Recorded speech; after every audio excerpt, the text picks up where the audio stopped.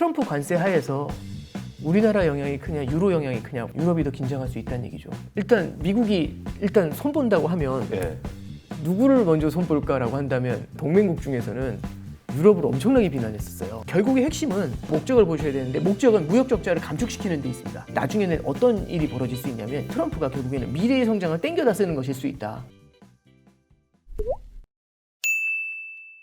안녕하세요, 머니올라입니다. 트럼프 대통령 당선도 벌써 보름 전 일입니다. 트럼프 트레이드도 주춤하고 금융시장도 어느 정도 안정을 찾아가고는 있지만 어쩌면 진짜 변화는 지금부터인지도 모르겠습니다. 오늘 신한은행 오건영 단장님과 함께 불확실한 경제 상황 하나씩 짚어보겠습니다. 단장님 어서 오십시오. 네, 안녕하세요. 날씨가 많이 추워졌습니다. 그러니까요. 지금 오는데 좀 쌀쌀하더라고요. 네, 저희 구독자분들 중에서도 좀 댓글로 단장님 건강을 걱정하는 분들이 많기 때문에 감사합니다. 네, 건강 관리 잘 하셨으면 좋겠습니다. 감사합니다. 이 트럼프 당선되고 나서 네. 좀 금융시장 흐름은 좀 어떻게 보셨어요? 한때 좀 미국 증시가 한창 또 올랐다가 약간은 지금 좀 혼조세인데. 네, 일단 저기 뭐가 있냐면 올해 초에도 다들 이제 금리 많이 내린다고 했었잖아요. 네. 그때 이제 올해 뭐 7번이나 한다 뭐 이런 얘기 있을 때 보면은 올해 초에 시작할 때 10년 국채 금리가 4%가 안 됐었어요, 미국계. 네. 근데 지금 4.4 정도 되거든요. 많이 올랐죠. 그러니까 다들 금리 내려간다고 하는데 금리가 올라가잖아요. 사실 작년 10월 말이 5.0이었거든요. 그 5.0이었던 게 금리가 인하된다니까 3.6까지 빠졌다가 올해 초에 4.0 수준까지 올라왔다가 지금은 이제 4.4까지 돌린 거예요. 이제 말씀드리고 싶은 게 시장이 금리가 인하된다라고 하니까 옛날보다 훨씬 빠르게 가서 먼저 기다리는 거거든요. 그래서 이제 우리가 내년을 투자 전략 같은 걸 고민할 때도 되게 많이 보셔야 되는 게, 내년에도 이렇게 우리가 되게 먼저 가서 과도하게 액션하는 게 있을까? 내년에도 과도한 게 있을까? 이제 이런 생각을 한번 해보실 필요가 있어요. 그게 뭐가 있을까라고 생각해 보면 트럼프 트레이드도 될 수 있지 않냐. 많은 분들이 트럼프 하다 보니까 이 트럼프 트레이드가 되게 세게 움직였을 수도 있거든요. 어쩌면은 그러니까 그 방향이 틀린다는 게 아니라 그 방향이 너무 과하게 반영이 됐을 수도 있거든요. 그러니까 예를 들어서 트럼프 당선 직후에 반응했던 게 일단 테슬라 주가 날아갔고, 그 다음에 코인, 뭐 특히 이제 코인들이 대부분 다 올랐거든요. 그리고 이제 미국 주식도 뛰었는데 미국 주식 중에서 특히 많이 뛰었던 게 러셀 2000이라고 해서 중소형주가 올라요. 이게 미국 중소형주 특징이 뭐냐면 미국의 성장이 강하잖아요. 이 미국의 성장이 중소형주까지 내려가려면 이 앞에 필터를 거쳐야 되는데 대형주가 굉장히 많이 흡수하는 것 같아요. 그러니까 예를 들어서 100이라는 성장이 내려온다.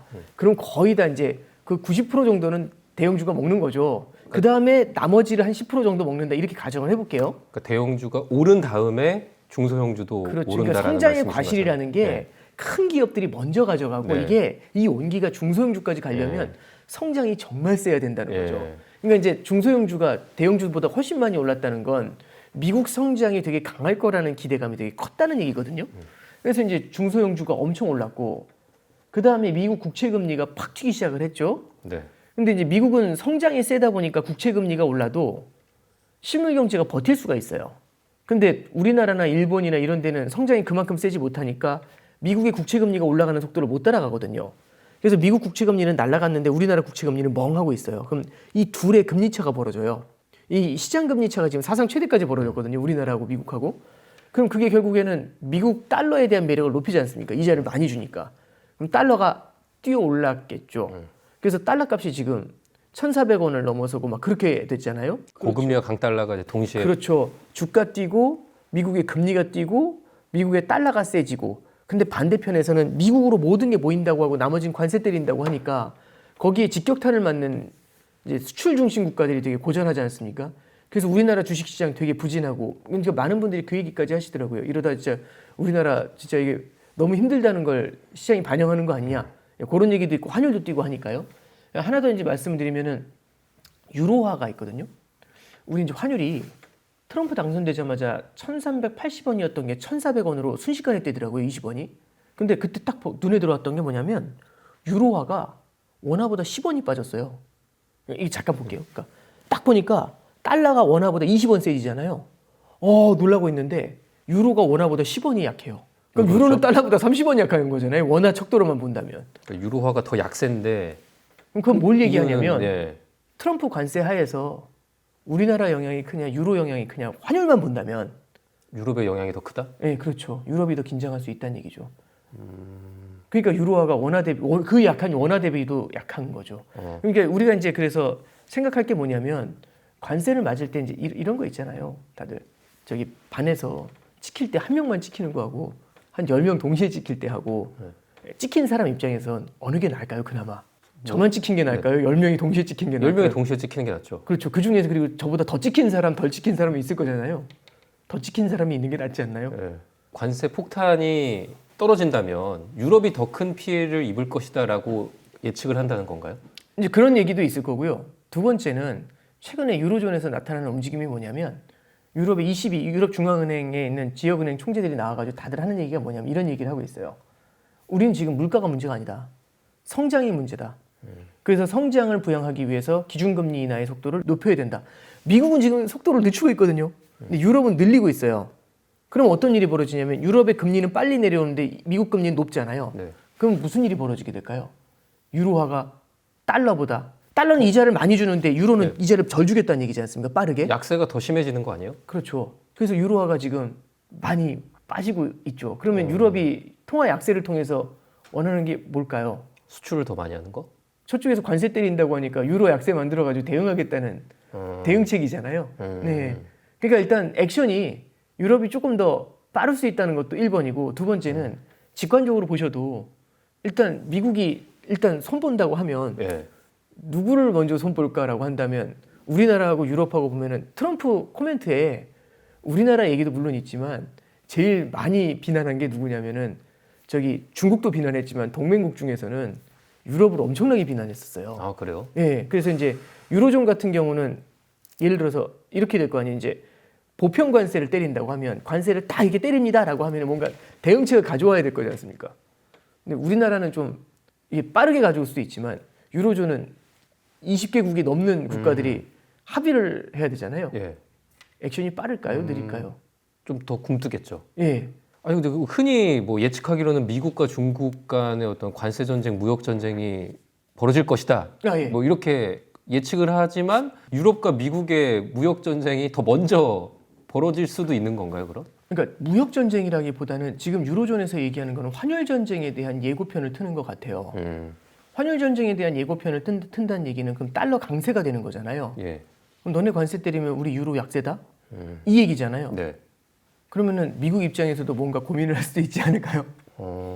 그러니까 이제 미국이 고민을 할까요? 유럽이 많이 좀 성장률이 떨어지니까. 이제 뭐 네. 그렇게 보실 수 있죠. 네. 근데 이제 이게 약간 모순이 있어요. 어떤 모순이 있냐면 관세를 때리잖아요.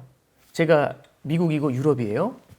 제가 10% 관세를 때려요. 그러면은 유로화가 어떻게 될까요?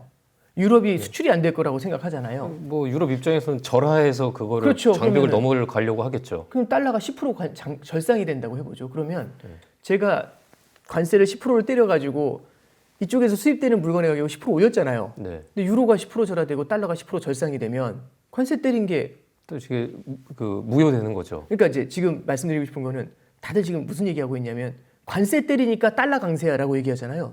둘은 모순이에요. 관세를 때리는데 달러가 강세가 되면 사실은 큰 효과가 없어요. 18년도에도 중국한테 관세를 때렸거든요. 중국이 보복 관세 때리면서 위안화 절하하니까 네. 하면서 나중에는 이게 안 돼가지고 관세 원래 50%까지 때린다고 했던 거 20% 정도에서 멈추고 그런 다음에 이제 무역 협상으로 들어가거든요. 그 미국 입장에서는 이제 관세라는 것도 네. 무역 적자를 해소하기 위해서 하는 건데, 그렇죠. 자기네 달러가 이제 달러가 강달러가 돼버리면 전혀 그게 이제 수포로 돌아가 버리는 거니까. 네. 그게 미국 입장에서는 이 강달러가 부담이 된다라는 말씀이신 거군요. 그렇죠. 이제 이렇게 보시면 돼요. 달러 강세는 목적이 아니라 수단이에요. 상대를 압박할 수 있는 도구. 그러면은 달러 강약세를 통해서 그럼 뭘 얻고 싶은 건데 현재의 무역 적자를 축소하고 싶은 거죠.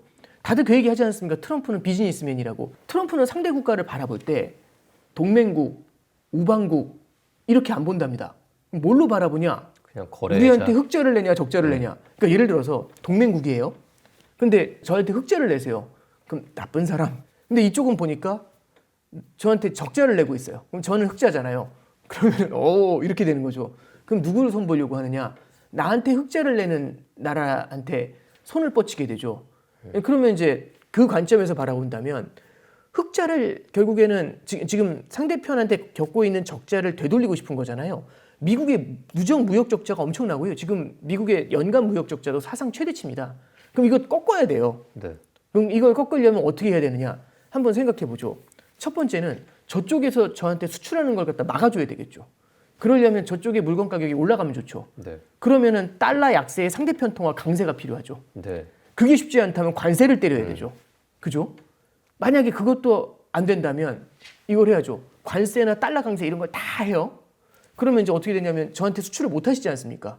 그럼 이제 안전해지느냐? 무역 적자를 다 돌릴 수 있느냐? 물론 지금의 무역 적자가 늘어나는 건 막을 수 있죠. 더 이상 안 사니까. 근데 여태까지 있었던 적자를 되감으려면요. 안 사주는 걸로만 끝나는 게 아니라 상대편이 제 물건을 사줘야 돼요. 그렇죠. 그러니까 제가 상대편 물건을 너무 많이 샀기 때문에 적자가 크니까 그쪽에서 제 물건을 사줘야 되지 않습니까? 근본적인 기자님 쪽에서 제 해결은 물건을? 그걸로 해야 된다. 그렇죠. 그럼 상대편이 물건을 사줘야 될 거지 않습니까? 네. 그럼 결국엔 뭘로 가야 되냐면 무역 협상을 해야 되죠. 네. 그래서 우리 미국 물건을 사주세요라고 얘기를 해야 되지 않습니까? 거기에 대해서 내키지 않아도 예스 이렇게 얘기해 줘야겠죠. 그럼 무역 적자를 되감을 수 있잖아요. 전략 물자를 사준다든지 그렇죠. 그래야 되는 거네요. 그래서 유럽에서 요즘 뭐 고민하고 있냐면 두 가지 정도 고민하고 있어요. 첫 번째는 미국산 천연가스 사는 거. 맞아요. 러시아한테 그렇죠. 얻어오던 거를 미국한테 근데 사는 거예요. 이게 러시아에선 파이프라인으로 내려오니까 이거는 비용이 별로 안 드는데 미국에서 가져오려면 배 타고. 대서양을 건널 수밖에 없으니까 배를 타야 되니까 이걸 얼려가지고 LNG를 만들어서 가져와야 되잖아요. 비용이 더 많이 드는 그렇죠. 그래도 그러니까 이제 그걸 사야 되냐라는 얘기가 있는 거고요. 그래서 사오면 되겠네 이런 문제가 아니라 이걸 사와도 되겠냐. 그럼 이제 또 이게 항만으로 들어온 다음에 항만에서 이제 또 끌어올려야 되지 않습니까? 그러니까 이제 유통 과정에서의 비용이 분명히 많이 들겠죠. 이 고민을 당연히 할 거고요. 그리고 이제 두 번째는 미국에서 저기 우크라이나에 무기 지원 안 할 거지 않습니까? 그럼 무기 지원을 유럽에서 어떻게 해서든지 해줘야 될 거잖아요. 유럽이 대신해 주는 거군요. 미국이 무기를 사서. 그렇죠. 그래서 그 얘기도 나오고 있어요. 그러니까 결국에는 무역 적자를 어떻게 해서든지 좀 줄여놔야 그래야 좀 되지 않겠냐라는 얘기를 지금 유럽에서 하는 겁니다. 그래서 우리가 꼭 보셔야 될 게 뭐냐면 결국의 핵심은 수단과 목적을 보셔야 되는데 목적은 무역 적자를 감축시키는 데 있습니다. 예, 그게 일단 핵심이고요. 다만 여기서 한 가지만 더 말씀드리면 관세는 수단이라는 말씀드렸잖아요. 근데 이 관세가 무역 적자를 줄이는 데만 쓰이는 게 아니라 이번에는 이기 때는 지금 미국의 재정 적자가 되게 커요. 그렇죠. 그래서 관세를 통해 가지고 그걸 좀 메우겠다는 얘기를 좀 하고 있어요. 그래서 무역 적자를 줄이는 것도 있지만 플러스로 자기네 재정 적자도 줄이겠다라는 의도도 있어요. 그 두 가지가 같이 들어와 있거든요. 그래서 1기 때보다는 관세가 조금은 더 세게 적용이 될 가능성은 분명히 있습니다. 예, 그래서 이게 목적은 무역 적자를 줄이는 게 맞지만 그래서 관세가 그렇게 쓰일 수 있겠지만 또 하나의 목적으로서 재정 적자를 줄이는 것까지 같이 감안을 해야 되기 때문에 기존보다 관세의 영향은 조금 더 크긴 할 것이다. 이 얘기는 좀 할 수 있을 것 같습니다. 오늘 이제 녹화일 기준으로 아침에 나온 뉴스인데 상무장관으로 이제 투자금융사 회장 이제 러트닉을 지목했다고 하네요. 네네. 어떤 인물인지는 아세요? 저도 뭐 사실 잘 모르는 분이고요. 그러니까 사실 요번에 트럼프 행정부에 올라온 굉장히 좀 깜짝 인사들이 많잖아요. 그러니까 요번에 저기 이제 그 러트닉이라는 분이 재무장관 후보로 맞아요. 베센트라는 분하고 이제 경합이 됐는데 베센트는 몇 번 이제 들어본 적이 있고 그 다음에 이제 이 러트닉은 잘 모르겠고 그 다음에 케빈 워시라는 사람이 있어요. 예전에 연준 위원이었어요. 지금 재무장관 후보로 좀 그래요? 지금 이렇게 부각이 좀 되고 있거든요. 재무장관 후보로 그러니까 지금 원래 러트닉도 재무장관 후보였는데 베센트하고 러트닉하고 그다음에 이제 갑자기 케빈 워시가 또 올라와가지고 이건 뭐지 이제 이러고 이제 보고 있었던 상황이에요. 워시 정도는 이렇게 저도 알고 있었던 인물이지만 나머지는 그렇게 저한테 익숙하지는 않은 것 같아요. 예. 어쨌든 이분도 관세 옹호론자라고 해요. 네. 근데 지금 이제 트럼프 내각 이제 발표되는 걸 보면 공통적으로 이제 키워드가 약간 충성 내각으로 예. 이제 보인 것 같고 또 이번에 상하원도 장악을 한다고 해서 뭐 레드 수입이라는 얘기도 네네. 나오고 있지 않습니까? 그렇다면 일기에 비해서는 이기 때는 좀 더 실행력에 있어서 좀 더 트럼프가 그립을 가져간다 이렇게 볼 수도 있겠습니까? 예, 그렇죠. 그러니까 지금 레드 수입은 말씀해 주셨는데 참고로 2016년에 트럼프 당선됐을 때도 레드 수입이었어요. 그 대신에 내부에서 뭐가 있었냐면 그때 트럼프는 어떻게 보면 주류가 아니었으니까. 그렇죠. 주류가 아니었죠. 이제 그게 포인트예요. 그래서 이제 똑같은 형태로 공화당이 장악을 했어도 주류였냐 주류가 아니었냐인데 지금 지금의 트럼프는 공화당을 굉장히 많이 장악했다고 해요. 그래서 지금 보면은 인선에서도 네오콘 같은 사람들 많이 내치거든요. 예. 그리고 1기 때는 부통령 같은 경우 펜스 부통령이나 아니면은 그때 당시 있었던 문우신 같은 사람들 그리고 볼튼 같은 사람들이 있었잖아요. 그런 사람들이 트럼프한테 상당히 많은 견제를 했어요. 근데 지금은 약간은 더 이번에 인선하는 거 보셔도 아시겠지만 진짜 잘 모르는 사람들도 막 네. 올라오고 국방장관인가요? 좀 이렇게 폭스뉴스의 그 진행자가 됐다고 해서 막 난리도 나고 그러잖아요. 그렇죠. 그러니까 저도 좀 느끼는 게 뭐 어쨌든 충성 내각으로 막 구성을 한다 이렇게 하지 않습니까? 예. 그러면 미국 내부에서 진행하는 거는요. 1기 때보다 조금 더 탄력을 받을 수가 있고 또 하나는 1기 때 보면 2기 때 합시다 이런 얘기들이 통할 수 있죠. 왜냐면 재선돼서 합시다라고.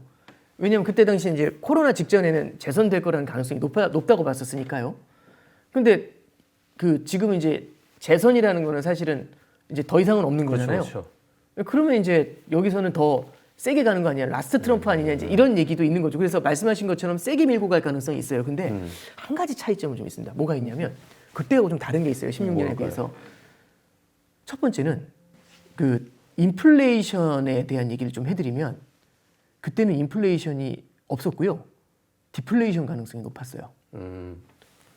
그 일기 때 그렇죠. 말씀하신 일기 거죠? 때는. 맞아요. 예. 지금은 40년 만에 인플레이션을 겪어오는 거지 않습니까? 그렇죠. 여운이 좀 남아 있죠. 그렇죠. 그러니까 이렇게 보시면 돼요. 40년 만에 인플레이션은 뭐냐면 홍길동이라는 사람이 40살까지는 당뇨가 없었거든요. 단 거 먹어도 되잖아요. 근데 지금 한 4년 동안 당뇨로 고생했다 지금 퇴원한 거예요. 네. 그럼 여기다 대고 트럼프표 사탕을 있는 대로 먹으면 문제가 생길 탈이 날 수 수 있죠. 있죠. 그러니까 이제 이거죠. 뭐. 당뇨로 고생하기 전과 당뇨로 고생한 이후를 보면 예. 다른 사람인 거잖아요. 홍길동의 네네. 체력은. 그러니까 지금 시장이 뭘 걱정하는 거냐면 인플레이션의 기운이 남아있는 상태에서 트럼프의 정책은 과연 뭘 만들까? 그러면 거의 꺼져가던 인플레이션이라는 부시를 다시 활활 타오르게 만들지 않을까? 이런 생각이 들잖아요. 그러면 금리가 되게 빠르게 반응할 수가 있고요. 네. 두 번째는 인플레이션이 다시 올라오게 되면은 트럼프 행정부에서도 인플레이션이 두렵기 때문에 왜냐하면 바이든을 무너뜨린 게 결국엔 인플레이션이잖아요. 거기에 대해서 걱정을 굉장히 많이 할 수 있어요. 그래서 그게 1번. 두 번째는 미국의 재정 적자가 그때에 비해서 비교도 안 되게 늘어났어요. 그렇죠. 예. 물론 그게 이제 트럼프 행정부 때부터 시작됐던 거고 코로나를 거치면서 크게 늘어났지만 이게 이제 트럼프 행정부한테는 되게 뭔가 빠르게 재정 적자를 진행을 할 때 발목을 잡는 요인이 될 수 있어요. 그리고 이제 세 번째는 트럼프에 대해서 시장이나 각국이 잘 알고 있다는 거죠. 일기 때 경험을 해봤다. 그렇죠. 그럼 잠깐 보시면 일단 1번부터 말씀드리면 각국이 알고 있다는 건 지금 뉴스 보시면요. 유로존, 중국, 일본, 우리나라 다 준비하고 있잖아요. 그러니까 그런 거 있지 않습니까? 타선, 야구 보면 타선에 진짜 홈런 타자가 딱 들어오잖아요. 진짜 잘 치는 사람이. 그러면 중계하는 분이 저기 외야수들이 뒤로 이렇게 물르고 있습니다. 뭐 이런 얘기 하잖아요. 네. 왜냐면 멀리 칠 거라고 생각하니까. 이제 예상을 하는 거죠. 그래서 이제 실제로 각국에서도 지금 대응책을 준비하고 있고 어떻게 대응할 건지에 대해서 완전히 블랙박스보다는 그때보다 더 세질 수도 있겠지만 어떻게 대응할지 어떤 스타일인지 정도는 알고 들어오겠죠. 요게 1번. 두 번째는 시장도 트럼프를 겪어봤잖아요. 우리 요즘 보시면 제가 많이 말씀드렸던 게 연준이 금리 인하한다고 하면 시장 금리가 먼저 내려가서 네네. 기다리고 있죠. 자산 시장 다 끌어올리고 달러 약세 만들어 놓으니까 인플레이션이 잡히질 않아가지고 금리 인하를 못하고 이런 일이 있었지 않습니까? 뭔가 정책을 쓰고 싶어도 시장이 먼저 가서 그걸 먼저 만들어 놓잖아요. 되게 애매한 모습. 그러니까 예를 들어서 관세 때린다고 했던데 달러가 너무 먼저 강세로 가 있으면 관세 때리기가 되게 곤란해질 수도 있죠. 그러니까 이렇게 트럼프에 대해서 어느 정도 시장이 알고 있다, 어느 정도 다른 국가들도 알고 있다. 이런 것들도 1기 트럼프 때하고는 좀 차이가 나지 않나 뭐 그런 생각을 해봅니다. 방금 이제 이 트럼프 시대 때 우려되는 점, 이제 물가와 이제 재정 적자 말씀해 주셨는데 네. 그렇다면 지금 높아지고 있는 국채 금리도 앞으로 좀 물가가 불안할 수 있고 또 재정 적자 때문에 국채 발행량이 늘어날 수 있고 이런 점들을 좀 미리 우려해서 국채 금리도 빨리 높아지고 있는 그런 것도 있는 겁니까? 예, 그렇죠. 일단 국채 금리를 보면 10년짜리 국채 금리를 얘기하시는 것 같은데 네. 일단 잠깐만 볼게요. 이게 금리라는 게 일단 첫 번째는 금리는 성장하고 물가를 반영해요. 그러니까 한 국가의 성장이 세면 그만큼 돈을 잡아 쓰면서 투자하고 싶은 수요가 생겨나거든요. 그래서 성장이 세면 돈에 대한 수요가 늘어나니까 금리가 올라가요. 그래서 첫 번째는 성장을 반영하는 금리가 있어요. 두 번째는 물가를 반영하는 금리가 있죠. 물가가 오른 만큼 금리로 보상해 줘야 되니까. 그래서 성장을 반영하는 금리, 그다음에 미래의 기대 물가를 반영하는 금리가 있어요. 마지막으로 또 뭐가 있냐면 지금 요거는 단기 금리고 10년 금리는 그럼 10년간 이 금리가 이어질 것인가에 대한 예상을 반영하잖아요. 근데 이제 예를 들어 이런 거죠. 제가 이제 기자님한테 돈 좀 빌려주세요. 딱 이렇게 얘기하죠. 그랬더니 기자님이 얼마나요? 그러면 저 100만 원 정도인데 이렇게 될 수 있지 않습니까? 근데 제가 저기 1시간 있다 갚을게요. 그럼 뭐 1시간 있다 돌려드리는 잠깐 이거 뭐 좀 써야 돼서 그런다고 하면 빌려주실 거 아니에요. 네네. 근데 제가 그런 거죠. 5년만 쓸게요. 그럼 좀 고민을 하겠죠. 그러면 이제 일단 주기 싫거나 정 줘야 되면 뭘 받으려고 하실 것 같으세요? 높은 이자를 받으려고 하겠죠. 그렇죠. 기간이 길어요. 100년이면 더 받으려고 하실 것 같지 않으세요? 왜냐하면 10년 후에는 물론 1시간 후에는 제가 어떻게 될지는 뭐 그냥 큰일 없을 거지 않습니까? 10년 후에는 모르죠. 네네. 그래서 미래의 불확실성이 있어요. 그런데 옛날에는요. 옛날도 아니죠. 불과 몇 년 전에는 전 세계가 일본화된다고 생각을 하니까 전 세계 실물 경제가 미래로 갈수록 계속 다운된다는 생각이잖아요. 그랬더니 금리가 계속 내려가기만 했어요. 미래에 금리가 오를 일이 없어요. 그래서 일단 성장하고 물가를 반영했는데 미래 금리는 오히려 낮아져 있어요. 그래서 단기 금리보다 장기 금리가 밑에 내려와 있거든요. 근데 지금 보니까 미래 어떻게 될지 이제 알 수가 없죠. 그러면 미래 금리의 변동성이 되게 높아져요. 그럼 금리의 변동성이 높아진다는 걸 뭘 얘기하냐면 금리의 변동성이 높아지면 올라갈지 떨어질지 알 수가 없지 않습니까? 그럼 불확실하죠. 그럼 불확실하면 뭘 요구하죠? 프리미엄 달라고 하죠. 그래서 미래에 대한 그걸 기간 프리미엄이라고 해요. 기간에 대한 텀이라고 하거든요. 그 기간 프리미엄을 달라고 합니다. 정리할게요. 성장에 대한 금리, 물가에 대한 금리, 기간 프리미엄에 대한 금리 이 세 가지가 지금의 10년 국채 금리를 만들어요. 근데 이 긴 말씀을 왜 드렸냐면 그 트럼프 당선되자마자 뭘로 끌어올렸냐면 첫 번째는 물가가 올라가는 거 아니야? 라면서 끌어올렸어요. 그래서 가운데 있는 물가로 끌어올렸거든요. 금리를. 그 다음에는 연준이 그럼 기준금리 인하를 많이 못하겠네 라고 하니까 이 성장에 대한 금리로 끌어올리기 시작을 해요. 그 다음에 이제 최근에는 뭘로 끌어올리냐면 금리 변동성이 되게 현란하지 않습니까? 불안불안하잖아요. 그랬더니 요즘 기간 프리미엄으로 끌어올려요. 이 세 가지가 막 서로 교호작용을 하면서 막 끌어올리고 있거든요. 그래서 이제 이 세 가지가 이렇게 말씀드렸잖아요.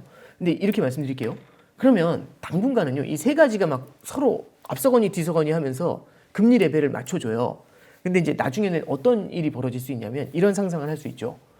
중장기적으로 보면 트럼프가 결국에는 미래의 성장을 땡겨다 쓰는 것일 수 있다. 그럼 뒤로 가면은 이 효과가 떨어질 수 있잖아요. 트럼프 트레이드의 효과가. 그럼 성장도 둔화될 수 있고 물가도 다시 안정될 수 있고 그러잖아요. 그럼 성장과 물가 쪽이 내려오겠죠. 네.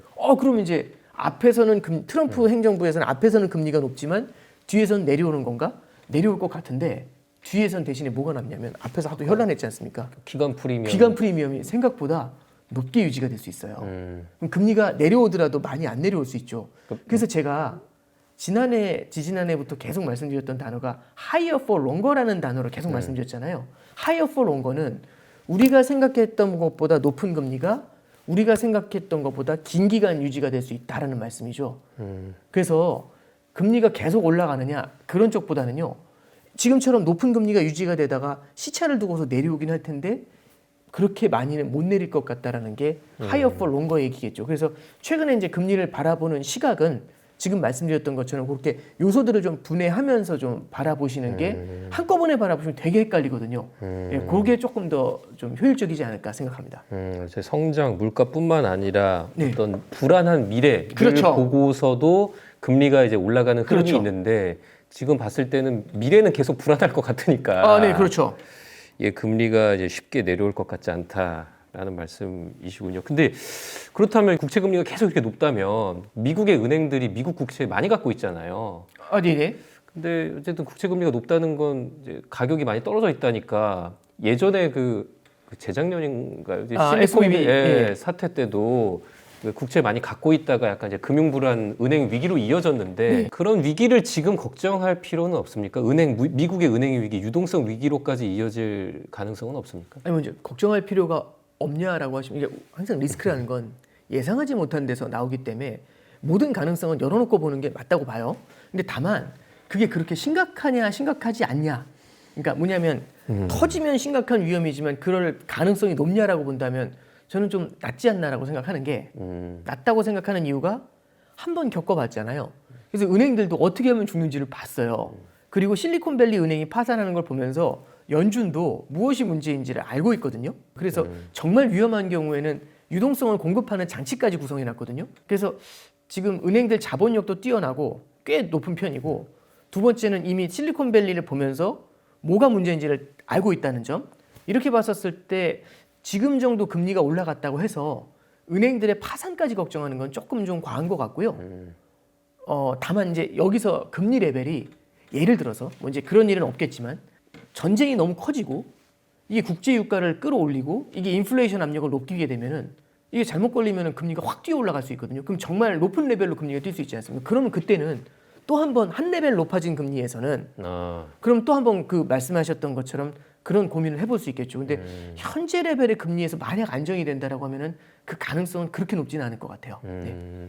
여러 가지 유동성 창구라든지 많이 어떤 안정 장치들을 그렇죠. 지금 많이 만들어놨죠. 만들어 놔서 괜찮다고 생각은 들지만 또 지금 상황에서 또 더 큰 위기가 다가왔을 때는 어떻게 될지는 모른다. 그러니까 이제 SVB가 파산한 이유도요.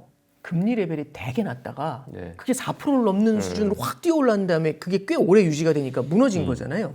그럼 뭐 이제 그럴 일은 없겠지만은 4에서 만약 금리가 막 7, 8% 이제 JP모건의 다이먼 회장 같은 경우는 우리는 최악의 경우에는 7%까지 올라갈 가능성도 염두에 두고 있다라고 올해 초에 인터뷰할 때 얘기한 게 있거든요. 그러니까 그런 경우가 아까 말씀드렸던 것처럼 전쟁이나 이런 걸로 인해서 인플레이션 압력이 더시 높아지는 케이스잖아요. 그런 경우에는 은행들도 충분히 고민할 수 있죠. 그래서 가능성은 열어두지만 당장 현재 레벨 수준에서는 그럴 가능성이 높진 않다라는 얘기 정도는 할 수 있습니다. 네. 트럼프 입장에서도 내심으로는 달러 약세를 원하는데 지금 관세를 때리다 보니까 달러 강세로 가니까 이게 모순도 되게 많아요. 트럼프 1기 때는 물론 초반에 달러 강세, 그 다음에 약세, 그 다음에 강세로 전환됐거든요. 이 순서는 얼마든지 바꿀 수가 있어요. 네. 근데 저는 말씀드리고 싶은 게 트럼프 기간 중에 한 번 정도는 달러 약세라는 게 한번 생각보다 매섭게 올 수는 있다고 봐요.